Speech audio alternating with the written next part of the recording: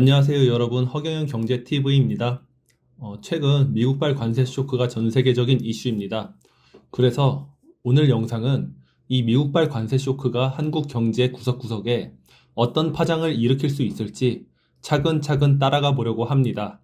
조금 길어도 끝까지 들어보시면은 이 뉴스 헤드라인이 왜 내 통장 잔고와 집값, 직장까지 어떤 식으로 영향을 줄 수 있는지 한눈에 보이실 수도 있습니다.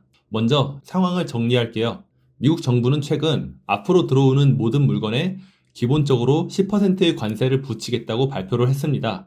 한국에서 미국으로 수출되는 반도체, 자동차, 배터리도 다 대상에 들어갑니다. 발표 직후 부산항에서는 선적 보류의 요청이 잇따랐습니다. 미국 바이어들은 관세가 확정될 때까지 물건을 잠시 멈춰달라는 메일을 보냅니다. 컨테이너가 항구에 멈춰서자 달러가 들어오는 길목이 막혔습니다. 수출은 한국이 달러를 벌어들이는 가장 두터운 파이프입니다.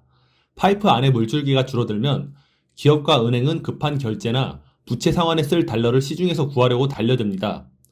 달러를 찾는 사람은 늘어나는데 새 달러는 들어오지 않으니 달러의 값, 즉 달러 원 환율이 오릅니다.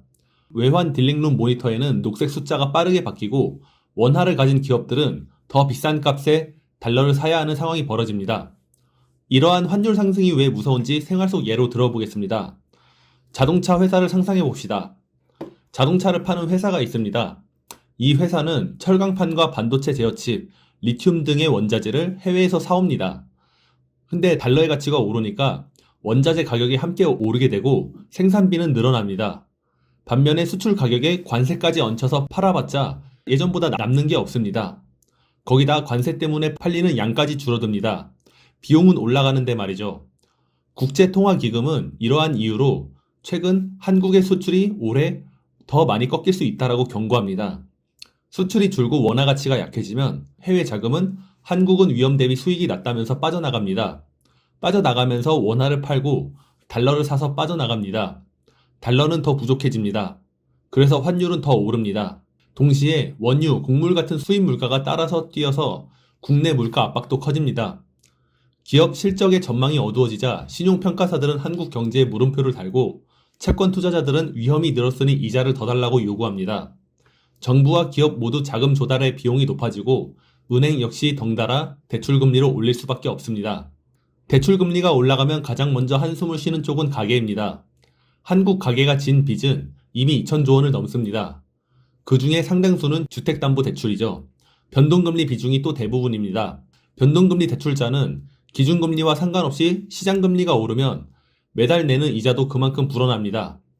그러면 생활비를 줄이거나 다른 지출을 미루는 집이 생기고 몇몇 다주택자는 대출 부담을 덜려고 집을 내놓게 됩니다. 여기서 한국의 부동산 시장만이 가지고 있는 특유의 기괴한 구조는 우리의 경제 위험을 더욱 증폭시키는데요. 강남, 서초, 송파에만 아파트가 37만 채쯤 됩니다. 근데 2025년 1월 한 달 동안 위 지역에서 실제로 거래가 된 건수는 200건도 안 됐습니다. 요컨대 전체 재고의 0.05%에 불과한 거래가 전체 부동산의 가격을 결정한다라는 겁니다. 거래가 이렇게 적으면 어떤 일이 벌어집니까? 예를 들어서 급하게 현금을 마련하려는 집주인이 호가를 5천만 원 낮춰서 집을 팔았다 가정해 봅시다. 이 한 건이 바로 최신 실거래가로 등록돼 버립니다. 언론에는 강남 급매 등장이라는 제목이 뜨고 은행은 이 가격을 담보평가에 반영합니다. 담보가치가 내려가면 대출 만기 연장 때 은행이 한도를 줄이거나 일부를 상환하라고 요구하게 됩니다. 차주는 돈을 마련하려고 또 다른 자산을 파는 악순환에 빠집니다. 또 반대로는 이 거래가 거의 없는 상황에서 누군가가 일부러 높은 가격으로 집을 사들이는 경우도 있습니다. 오죽하면 정부에서 이런 성격의 정책들을 실행시켜 부동산 가격을 떠받치려고 하는데 이게 그러한 예시입니다. 실제로 최근 발표된 지분형 모기지라는 게 있습니다. 지분형 모기지는 집값의 약 10%만 자기 돈으로 넣고 40%는 은행 대출, 나머지 40에서 50%는 주택금융공사가 지분 투자 형태로 대신 부담하는 대출입니다. 가격이 내려가면 손실까지 정부가 대신 책임지겠다라는 구조입니다. 6월까지 이러한 구조의 로드맵을 내놓겠다고 했습니다. 어쨌든 이런 식의 고의적 매수가 한두 건이 체결이 되면 언론에서는 곧바로 집값 반등이라는 제목을 달고 기사를 내보냅니다. 그러면 다른 집 주인들은 아직 버틸만 하다며 급매를 걷어들이고 호가를 오히려 올려버립니다. 이렇게 가격은 인위적으로 기괴하게 떠받쳐진 채 거래는 계속 말라있는 장세가 만들어집니다. 이런 기형적인 장세가 지금까지 이어져 오는 게 바로 우리의 부동산 시장인 겁니다. 그런데 요즘 미국발 관세 쇼크가 전 세계적인 이슈입니다. 이것이 앞으로 시발점이 되어서 한국의 환율 불안, 금리 부담, 경기 둔화라는 세 가지 압력을 동시에 줄지도 모릅니다. 그러면 급매가 조금씩 늘어날지도 모릅니다. 이미 적은 거래로 억지로 버티던 부동산 시장의 평균 가격은 급속도로 추락합니다. 주택뿐 아니라 상가나 오피스텔도 비슷한 흐름을 탑니다. 상가 공실이 늘면 그 상가를 담보로 대출받은 자영업자, 소상공인은 원리금 상환에 어려움을 겪고 이는 곧 금융권 전체의 부실 위험으로 번집니다. 기업 현장에서도 도미노가 시작됩니다. 환율이 오르자 수입 부품값이 상승하고 관세 때문에 최종 판매가를 올리면 소비자는 지갑을 닫습니다.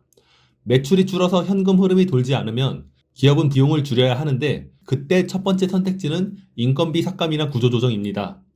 지역의 고용이 흔들리면 소득이 줄고 소비도 다시 줄어서 이 경기 둔화는 한 번 더 깊어집니다.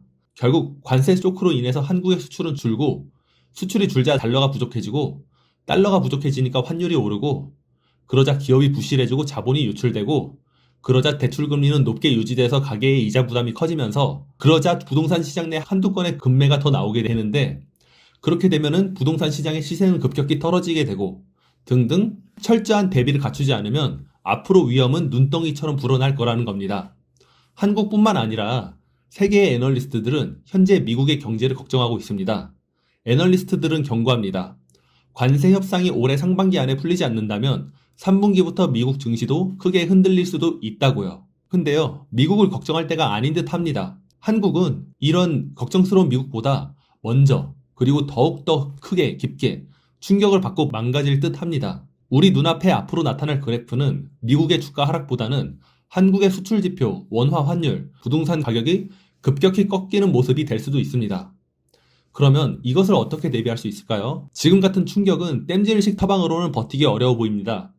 허경영 대표님이 수십 년 전부터 제안해온 방식대로 긴급 생계 지원금 1억 원 같은 국가가 나서서 가계와 기업 빚을 과감히 탕감해주는 화끈한 부채 리셋 정책이 시급해 보입니다. 이자 부담을 한 번에 덜어줘야 소비와 투자, 나아가서 경제 전체가 다시 숨쉴 수 있다라고 생각합니다. 오늘 영상 괜찮게 보셨다면 구독과 좋아요, 댓글 부탁드리겠습니다. 감사합니다.